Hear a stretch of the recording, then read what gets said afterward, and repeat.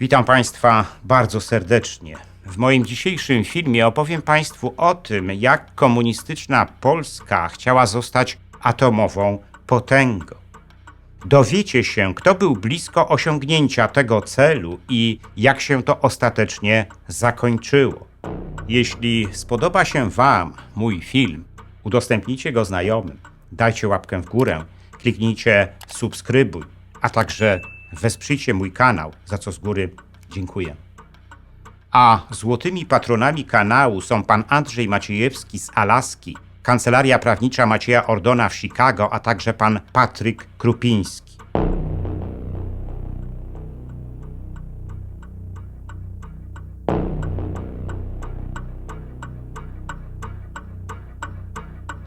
Jak już Państwu opowiadałem w jednym z moich poprzednich filmów, Amerykanie jako pierwsi skonstruowali bombę atomową i jej użyli, aby przyspieszyć zakończenie II wojny światowej na Dalekim Wschodzie. W innym z kolei filmie opowiadałem Państwu o tym, że do grona atomowych potęg po wojnie dołączyła również Wielka Brytania, Francja, Chiny, Związek Sowiecki, a potem jeszcze Izrael, Pakistan, Indie i całkiem niedawno Iran. Dzisiaj opowiem o tym, jak komunistyczna Polska chciała zostać atomową potęgą. Tej historii nie da się opowiedzieć, nie przybliżając sylwetki generała Sylwestra Kaliskiego. To właśnie on prowadził zaawansowane badania nad polską bronią atomową, wzbudzając tym spore niezadowolenie przywódców Związku Sowieckiego, od którego byliśmy wtedy zależni. Sylwester Kaliski w latach 70. należał do najwybitniejszych polskich naukowców. Dokonywał odkryć, które wzbudzały wtedy zazdrość nie tylko Sowietów, ale i Amerykanów. Kaliskiemu wróżono, że wcześniej czy później otrzyma Nagrodę Nobla za swoje naukowe osiągnięcia. Ale tak się nie stało. Jest wielce prawdopodobne, że gdyby Kaliski pracował w Stanach Zjednoczonych, tę nagrodę by z łatwością otrzymał i dołączył do grona największych naukowców świata. Tymczasem był on zmuszony pracować w siermiężnej komunistycznej Polsce, która nie mogła mu zapewnić tego, co powinna zapewnić takiemu geniuszowi jak on. Urodzony w 1925 roku, Sylwester Kaliski był synem przedwojennego oficera. Wojna, konspiracja, przymusowe roboty, obóz koncentracyjny odcisnęły na nim silne piętno. Gdy wojna dobiegła końca, Kaliski poczuł, że po tych wszystkich traumatycznych doświadczeniach wojennych otrzymał nowe życie, które musi teraz jak najlepiej wykorzystać. Jak wielu młodych ludzi czuł głód nauki i wiedzy. Po uzyskaniu matury podjął studia na Wojskowej Akademii Technicznej, która była wówczas uczelnią o największych możliwościach zarówno dydaktycznych, jak i naukowo-badawczych. Kadra naukowa WAT-u bardzo szybko przekonała się o tym, że Kaliski to prawdziwy samorodek geniuszu, który zdarza się raz na pokolenie i nie można go tak łatwo wypuścić z rąk. W ten sposób po ukończeniu studiów Kaliski został zatrudniony na WAT i rozpoczął swoją naukową karierę, pokonując jej kolejne szczeble. Szybko stał się jednym z najmłodszych w Polsce profesorów. W 1967 roku otrzymał awans generalski i objął stanowisko rektora Wojskowej Akademii Technicznej. Ale stało się tak nie bez powodu. Kaliski był już wtedy światowej klasy naukowcem, specjalizującym się w dziedzinie budowy laserów, teorii ultra- i hiperdźwięków oraz kontrolowanej syntezy jądrowej. Ta ostatnia dziedzina miała wówczas największe znaczenie. Ale nie mogło to specjalnie dziwić. Trwała bowiem zimna wojna pomiędzy kapitalistycznym Zachodem a komunistycznym Wschodem, w której obie strony prowadziły atomowy wyścig zbrojeń. Od jego przebiegu zależały nie tylko losy świata, ale i całej ludzkości. To właśnie dlatego tacy naukowcy jak Kaliski byli wtedy na wagę złota dla obydwu stron tej rywalizacji. Ale na karierze Kaliskiego jeszcze bardziej zaważyło to, co wydarzyło się w samej Polsce. W 1970 roku został odsunięty od władzy Władysław Gomułka i zastąpił go Edward Gierek. Ten ostatni, w przeciwieństwie do kostycznego i dogmatycznego Gomułki, był człowiekiem światowym. Gierek spędził młodość na Zachodzie i chyba dlatego chciał dać Polakom jakąś jego namiastkę w postaci wzrostu konsumpcji i spełnienia mocarstwowych aspiracji.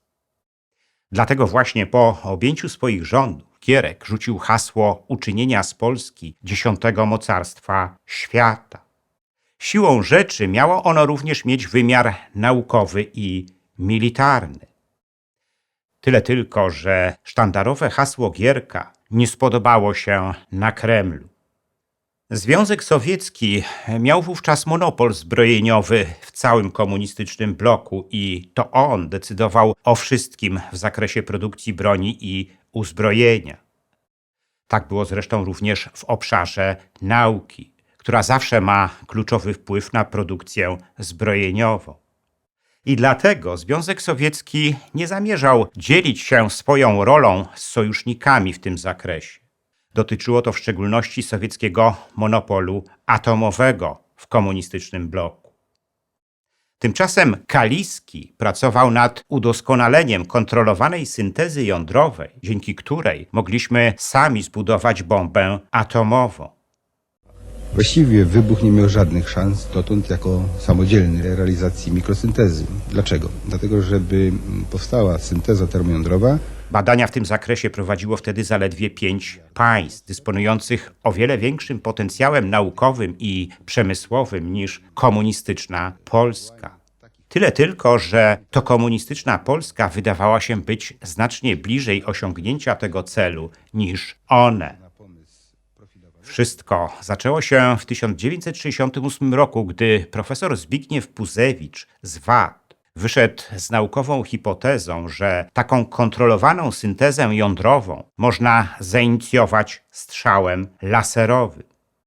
2 lata później zespół pod kierunkiem Kaliskiego podjął badania w tym zakresie. Najpierw na WAT, a potem w utworzonym do tego celu Instytucie Plazmy i Laserowej Mikrosyntezy.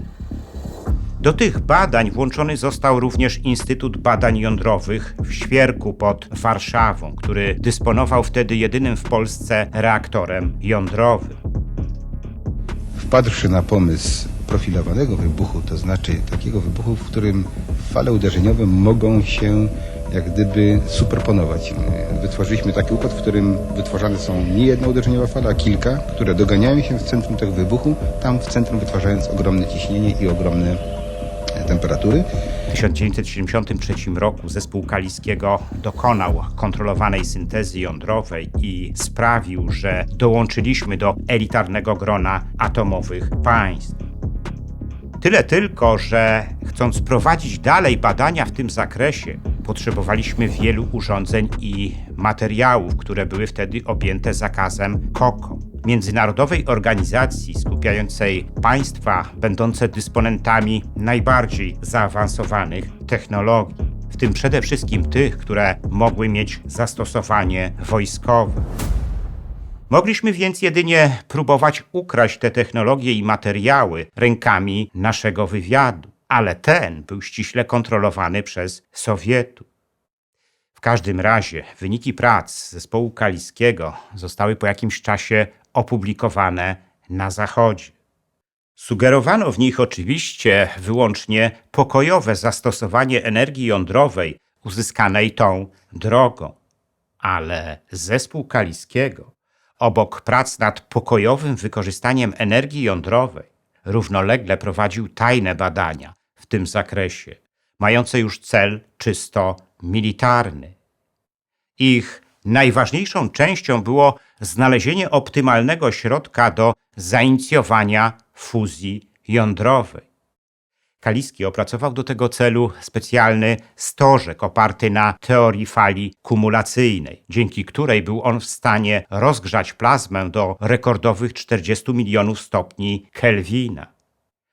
I wtedy Kaliski doszedł do wniosku, że Polska może sama zbudować swoją broń jądrową z konwencjonalnym zapłonem, co byłoby jednocześnie rozwiązaniem znacznie tańszym od tych, które stosują Amerykanie i Sowieci przy produkcji swojej broni jądrowej. I wówczas stalibyśmy się atomową potęgą, z którą trzeba się liczyć.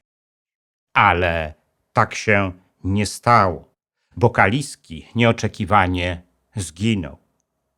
5 sierpnia 1978 roku w okolicach Wyszewa, niedaleko Koszalina, jego Fiat 132 Mirafiori nie zdążył wyhamować i wpadł do rowu, po czym odbił się i uderzył w przydrożny słup telefoniczny, całkowicie go ścinając. Kaliski, będąc w bardzo ciężkim stanie, po 6 tygodniach zmarł w szpitalu. Natomiast jego żona doznała trwałego paraliżu ciała. Śmierć Kaliskiego była szokiem dla opinii publicznej w Polsce. Od razu pojawiły się plotki, że profesor stał się ofiarą zamachu. Zresztą milicyjne śledztwo jasno wskazało na udział osób trzecich w tym wypadku, stwierdzając wcześniejsze uszkodzenie opony i przewodu hamulcowego w samochodzie Kaliskiego. Kto zatem mógł stać za zamachem na generała Sylwestra Kaliskiego? Z całą pewnością nie stały za tym zamachem władze PRL, bo Kaliski był ich ulubieńcem. Sam Gierek również nie mógł być tym zainteresowany, bo Kaliski dla niego był symbolem jego własnego snu o potędze, jaką miała stać się Polska pod jego rządami. Najbardziej prawdopodobną hipotezą wydaje się ta, która mówi, że za zamachem na Kaliskiego stało sowieckie KGB. Po pierwsze dlatego, że o osiągnięciach Kaliskiego dowiedział się już Zachód. Po drugie dlatego, że mogły one doprowadzić do całkowitego załamania globalnej strefy wpływów Sowietów, która opierała się na sowieckim parasolu jądrowym i ich gwarancjach militarnych. A do tego właśnie mogła doprowadzić tania broń jądrowa z konwencjonalnym zapłonem, nad stworzeniem której pracował generał Kaliski. Ale powstaje również pytanie, czy za śmiercią polskiego naukowca nie stali przypadkiem Amerykanie. W końcu jego śmierć była najszybszą i najprostszą drogą do tego, aby uniemożliwić Sowietom przejęcie technologii, nad którą pracował Kaliski. Był on bowiem jedynym naukowcem, który był wtedy w stanie taką technologię stworzyć. A co jeszcze ciekawsze, Kaliski nigdy nie prowadził naukowych notatek. Wszystkie swoje obliczenia i schematy, które mogły do tego doprowadzić, były tylko w jego głowie. Amerykanie mogli się więc naprawdę obawiać tego, że przejęcie przez Sowietów technologii stworzonej przez Kaliskiego zapewni im przewagę nad Stanami Zjednoczonymi w atomowym wyścigu zbroi. Tyle tylko, że tej hipotezy nie jesteśmy w stanie zweryfikować. Tak czy inaczej, śmierć generała Sylwestra Kaliskiego ostatecznie przekreśliła nasze szanse na to, aby Polska stała się atomową potęgą, z którą będzie liczył się zarówno Związek Sowiecki, jak i cały Zachód. Po śmierci Kaliskiego przestano kontynuować jego prace badawcze, a generał Wojciech Jaruzelski, wówczas minister obrony narodowej, utajnił ich dotychczasowe wyniki. Sam Gierek miał już na głowie zbyt dużo problemów gospodarczych, aby myśleć o tym, jak Polska może stać się 10. mocarstwem świata, które dysponuje nawet własną bronią atomową. Głęboki kryzys gospodarczy w państwie narastał, a Polacy mieli coraz bardziej dość rządów Gierka. We wrześniu 1980 roku Gierek został odsunięty od władzy, a jego miejsce zastąpił twardogłowy Stanisław Kania.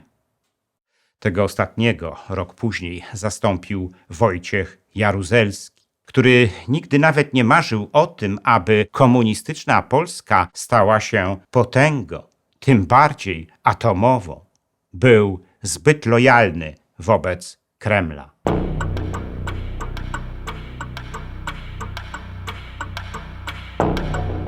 Dziękuję za liczne komentarze moich filmów i wpłaty. W sposób szczególny chciałbym podziękować złotym patronom, którymi są pan Andrzej Maciejewski z Alaski, kancelaria prawnicza Macieja Ordona w Chicago i pan Patryk Krupiński, a także srebrnym patronom, wśród których są panowie Dariusz Kwoka, Dariusz Wietrzykowski, Arkadiusz Strykowski, Wojciech Trojan, Piotr Jaskiernia, Piotr Leńczewski, Bartosz Filip Cichy, Antoni Łosieczka oraz Kongres Polonii Kanadyjskiej z okręgu Toronto, Stowarzyszenie Nasza Polonia z Australii i firma informatyczna Sagitum S.A. Dziękuję również pozostałym patronom, gdyż każda kwota wsparcia jest dla mnie ważna.